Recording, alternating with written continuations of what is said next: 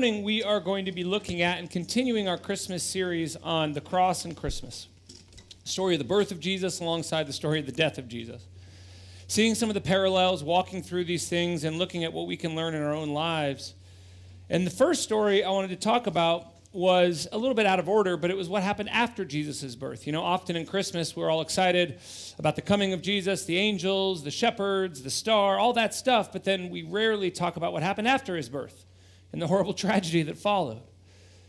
Magi come from the east, doesn't tell us where, somewhere east, likely on the Arabian Peninsula, maybe a little further. They're astronomers, and they've noticed this star. And they come to worship because somewhere along the way it's been revealed to them this star represents the birth of the King of the Jews.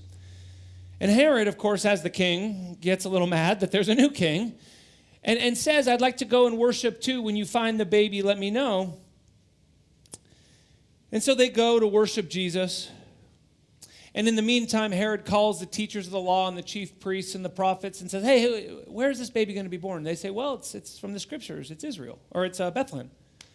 The baby's going to be born in Bethlehem, and then God reveals to the Magi somehow that Herod is not going to worship. And so they go a different way. Herod gets mad, and the scriptures tell us that a horrible, horrible event happened.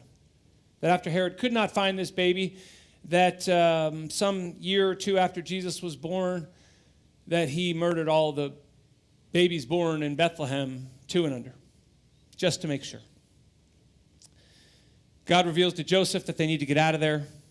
Horrible circumstances. I mean, imagine. They've just endured this whole Mary's pregnant, but they're not married yet thing. They've had their baby. They're probably very excited, settling into life, and then an angel visits them. God reveals to them they need to get out of there because their life is in danger. They're on the run, quite literally, as refugees. They run to Egypt, and we look and we see that Jesus' life began in very difficult circumstances. And his own life actually ends in difficult circumstances as well. And that's the passage I want to read for us tonight, or this morning when we talk about endurance from Mark chapter 14. Mark chapter 14, we're going to be in verses 43 and following. Just as he was speaking, Judas, one of the 12, appeared. With him was a crowd armed with swords and clubs, sent from the chief priests, the teachers of the law, and the elders. Now the betrayer had arranged a signal with them. The one I kiss is the man. Arrest him and lead him away under guard.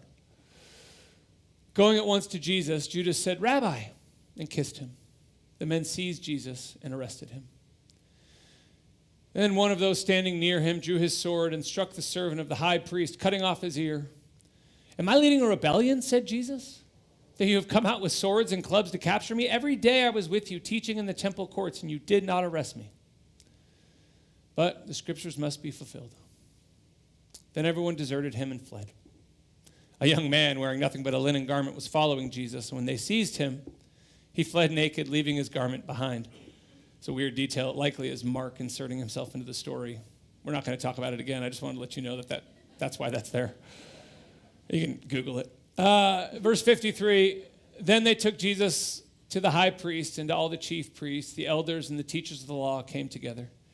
Peter followed him at a distance right into the courtyard of the high priest. There he sat with the guards and warmed himself at the fire.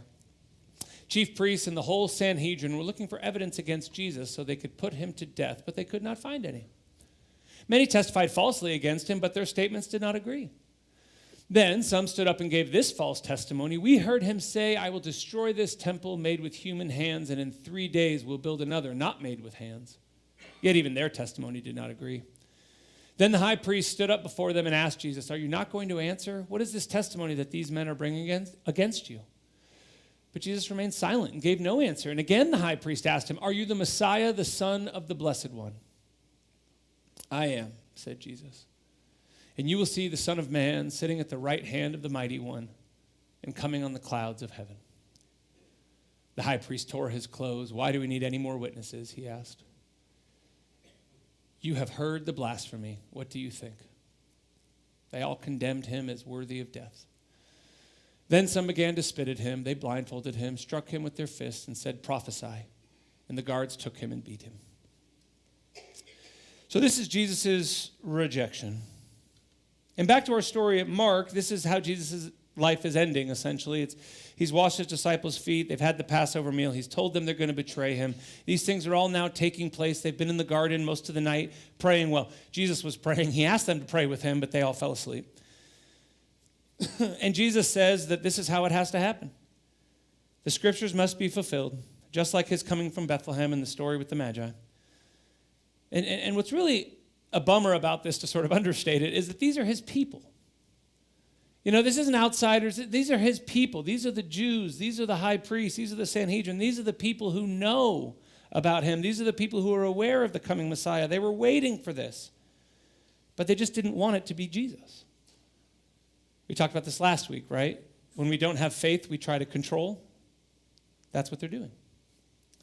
So they drag him, they lie, they can't find the proof, they're going back and forth, they're misreading his and misinterpreting his words, the testimonies aren't lining up, and finally, high priest just says, listen, we need to ask you a simple question. Are you this person? And Jesus answers, yes, I am. Now, there's a lot wrapped up in his answer. There's Old Testament prophecies. The fact he answers, I am. There's the fact he talks about coming with God in the heavens and the clouds. And all. There's a lot there, but what breaks my heart is, like I said, is how the people respond to him, how his own people respond to him. They're awaiting the Messiah. They're looking for it. They know the scriptures. They know the prophecy. They know what's supposed to happen. Jesus is here fulfilling all of these things right in front of them. And how do they respond? They finally have what they've been asking for from God, but they respond with anger, rejection, and try to kill him, or officially decide to kill him. And the reason, I don't know exactly the inside of their minds because I wasn't there, but the reason I believe is this, is they just didn't really want Jesus. They wanted the idea of Jesus. They wanted Jesus to be the Jesus they wanted Jesus to be. They wanted God to be the God they wanted God to be, not their idea. See, we spent months going through what it means to be a disciple and how Jesus was upending everyone's perceptions on what it means to follow God, what it means to be a disciple, what it means to really do the things God has called them to do. Remember in the book of Matthew, you've heard it said this, but I'm here to tell you this. The letter of the law versus the spirit of the law. Jesus has been clarifying these things all along. We've been talking about it for months. And they didn't want that. They wanted their version of Jesus. They wanted their version of being a Christian, to put it into words for us today. They wanted Jesus to come down and fit into the box that we have made for him, to fit neatly into our lives so that everything would go perfect. But again, what is that? We talked about this last week. That's control. It's not faith. It's not how it works. We cannot come to God and say, I don't want God as the scriptures say. That's too hard. I want God as I want God. I want Jesus to fit in with my life and my vision and my goals. You know, Mark 14 is a hard chapter in Scripture. You read through and it starts out with Jesus loving and serving his disciples and laying his very life out for them. And as it goes, they just neglect and reject him over and over and over again until finally he's alone. And what's interesting is Jesus' life started with suffering and difficult circumstances. It ended with difficult circumstances, of course. And we look at these and we sort of wonder, gosh, how in the world? Now, we may never be refugees. We may never have our life threatened. But how in the world do you and I here today find endurance? How do we find the gift of long-suffering? Because that's what we need to figure out. I don't mean to be overly critical of my background all the time, but one of the things I never learned was how to suffer well. I was always sort of told, you know what? As long as you have Jesus, everything will work out. Well, that's not always true, is it? Tragedy happens. Life gets hard. There are things that are miserable, and we don't know what to do. How do we endure and have the endurance of Christ? Because if we're told to walk and talk and act like Christ, then we need to have endurance of Christ in difficult circumstances. And the temptation here is this, and this is kind of what I don't know if I was taught this, but I kind of figured it out on my own. Maybe that's why I ended up in such bad shape. But the temptation here is to start inward. And we think that, okay, I'm going through something difficult. Therefore, if I can work through my stuff, then I can, once my life is good, then I can go and help others, right? Once my life is good and my suffering and my circumstances are all buttoned up and put in the box like I need them to be, then I can go out and be more like Jesus. But right now, I just don't have the time or the energy. It's just too much. Brothers and sisters, I think if we want to endure, I think if we really want the gift of endurance like we're talking about when we see Christ, What we're called to do is be outside of ourselves and love and serve others in their suffering while we're going through whatever we're going through. And that's the first thing I want to point out. We are called, I believe, to enter into others' suffering. Let us remember, Jesus' life was full of difficult circumstances. He never probably had everything all buttoned up and figured out before he went to serve others. He was born to a teenage mother, started his life as a refugee because of violence, grew up under a foreign occupation under Rome, and by the time he was involved in full-time ministry, was homeless, wandering around, serving others, relying on the generosity of others. Jesus' whole life was filled with uncertain circumstances. He probably constantly was praying and had faith and all this other stuff, but yet throughout his life, he constantly opted into, volunteered to go into the suffering of other people to help and serve and love them. It's not a coincidence that Jesus didn't have a perfect life. It's very intentional, I believe. And so you and I, friends, we need to stop and look around us and consider who needs help, who needs support, who is suffering around me, and who am I ignoring because I'm only focusing on my own suffering. Who is hurting around me? Because it's real and it happens, right? People are hurting around us every single day. People are suffering around us every single day. And we voluntarily opt out because it's just too much. But when we do that, we're neglecting what is real. We're closing our hearts and our minds off to the people around us whom God might be putting in our lives for a reason. An author I like wrote this about this idea about facing what's real. She says, facing what is real opens the heart to grief, which somehow opens the heart to love even more deeply. Denial requires that we shut ourselves off, build walls around our hearts out of self-protection. But that self-protection can become a prison. We can't shut off parts of our hearts. Trying not to feel the pain of the world also cuts us off from the pain of our children when they need us the most, and from the children of mothers who are suffering. And what she's getting at is this, is when we start closing our hearts off to other people around us and trying to control, what's happening and what we're exposed to, we'll miss the stuff right in front of us. Like if a child is suffering and needs help, or a child of someone else needs help.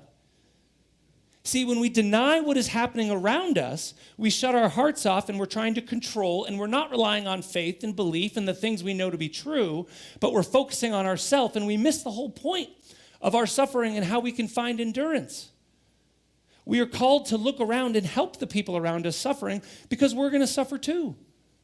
And listen, I don't know if you know this or not, but you're going to suffer. Life is hard. Bad things will happen. We need to learn how to endure. There's two other things I want to mention from our text that I think are really important, and then talk about them a little bit more. And the first one is from last week, but it's so important, I want to reiterate it, is we enter into the suffering of others, and then we pray. We pray with and for one another. This is what Jesus did. In the midst of his suffering, what did he say to his disciples? Hey, pray with me. Hey, stay up and pray with me. This is really hard. And by doing that, he does the third thing I want to share, which is invite others into your suffering. If we want the gift of endurance, we cannot isolate. Brothers and sisters in Christ, we cannot isolate. Because when we isolate, we just kind of circle, and you know what it is. We pull away from others. We don't want to burden others. We don't want to share others. And we just sort of get into these like spirals of despair and loneliness and hurt and pain. I want to show you a passage from James that we usually read individually. But I want you to read it communally, and I'm going to change the you into plural words because in Greek, often you means the group he's writing to. Consider it pure joy, my brothers and sisters, whenever you all face trials of many kinds, because you all know that the testing of your faith produces perseverance. Let perseverance finish its work in you all, so that you all may be mature and complete, not lacking anything. Y'all, for those who use that. Did you guys know this is a communal passage? James is writing to a group. And we always internalize this as individual. Okay, so I have to pull myself on my bootstraps and somehow turn this suffering into joy, even though I really don't want to. This is a passage about community doing things together, about hard things done together, entering into others' suffering, inviting people into our suffering, and praying together. And when we do this, when we opt into other people's lives and share life, we show them the hope and the joy we have found by serving others in the midst of our own pain and suffering. Because this is exactly what Jesus did.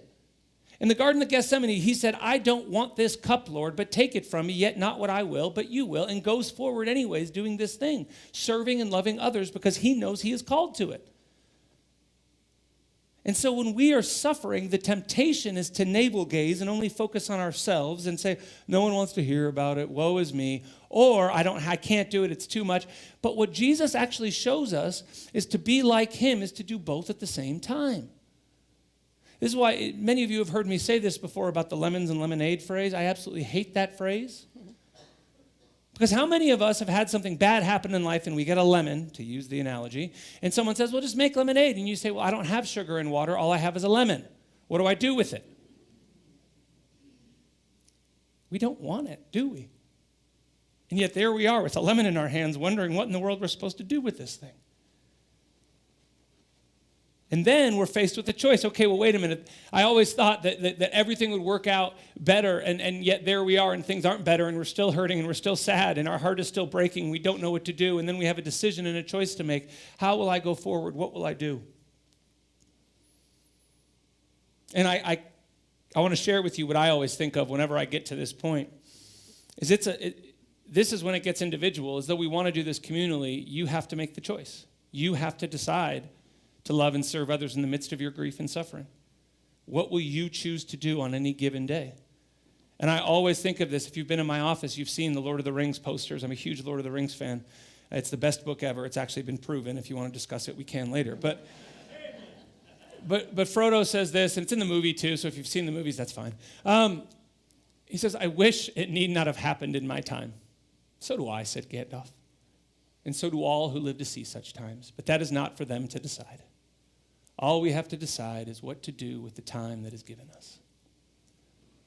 Sometimes we're suffering. Sometimes we're given a lemon. What do you choose to do in spite of that, in the midst of that?